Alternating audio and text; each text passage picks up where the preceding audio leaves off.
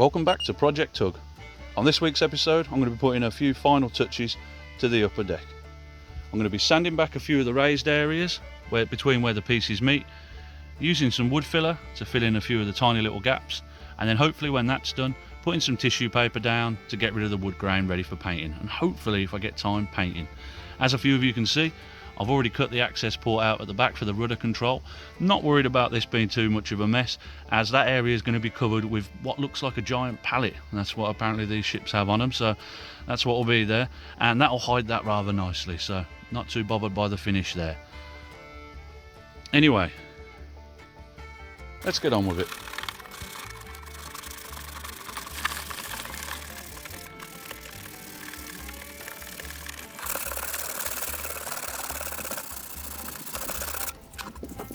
This bit here is a little bit raised. I don't want to be sanding it for 5 years, so I'm just going to use a chisel for this bit.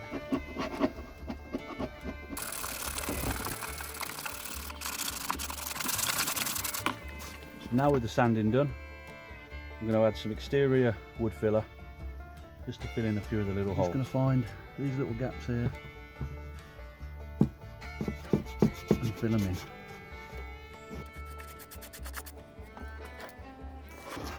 Tell you what, this stuff's difficult to get out of the tube though.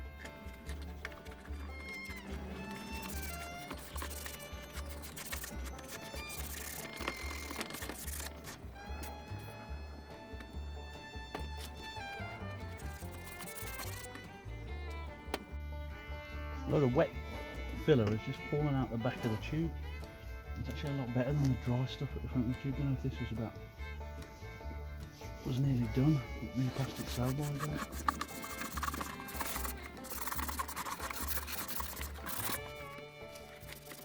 Dad joke of the week. You could say this has been a bit of a filler episode, and half my subscriber base is unsubscribed.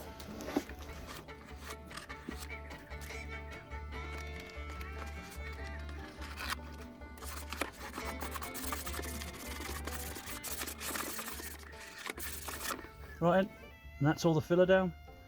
Now I'm going to go wash my hands and get a damp cloth to clean off any excess. I'll be back in a bit.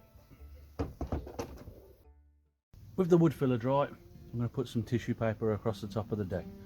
That will get rid of the wood grain effect. I'm only going to be using a Pritt stick to put this on because it will give me a little bit of working time with the tissue paper and mean I can raise it back off again if I make any mistakes. I'm not too fussed about this glue not being waterproof, as when it's on, I'm going to give it a blast with some green spray paint, and that should seal it in and stick it to the deck permanently.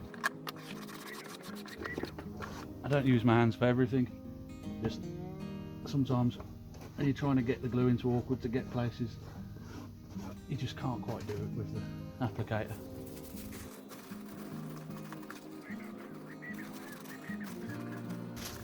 Now that nose is in, it's simply a case of folding the main sheet back, gluing and bringing it back as we go, and hope that it doesn't get windy.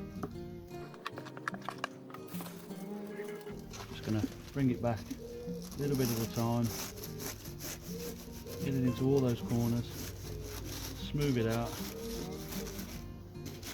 Edges aren't going to matter because they'll be trimmed off, and just keep working it back in stages.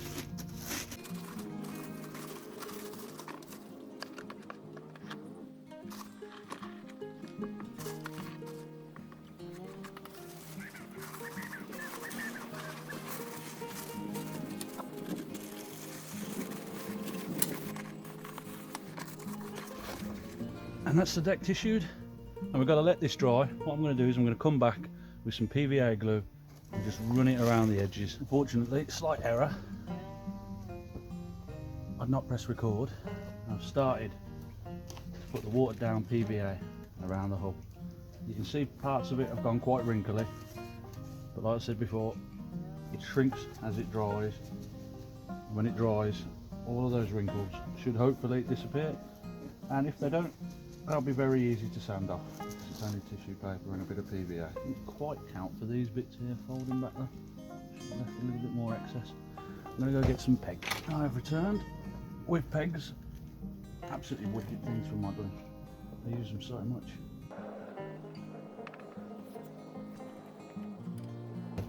And now, with the deck literally swimming in glue, as you can see, I've had a few mistakes. Gone a bit too hard on the tissue paper. It kind of lulls you into a false sense of security. When you first start working it, it's quite durable, and the wetter it gets, the worse it gets for durability. But anyway, that's all I can really do until this is dried, and it's probably going to take at least 24 hours to let this dry properly and see how much of a disaster some of the areas really are. I get the feeling though that most of it's fixable. A little bit of sandpaper and it will just take off a few of those ridges. Or it may dry as tight as a drum. We'll just have to find out, I suppose. Anyway, be right back. And that's it 4 hours later. It's a little bit of a mess. I came back and made the stupid mistake of touching it while it was drying. The back end's gone on a lot better than the front.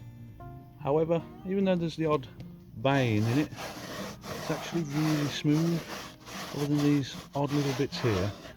So I think I'm going to sand it back, paint it,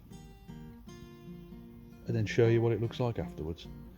The light is getting far too dark to film now, so I think that's going to have to wait for another day.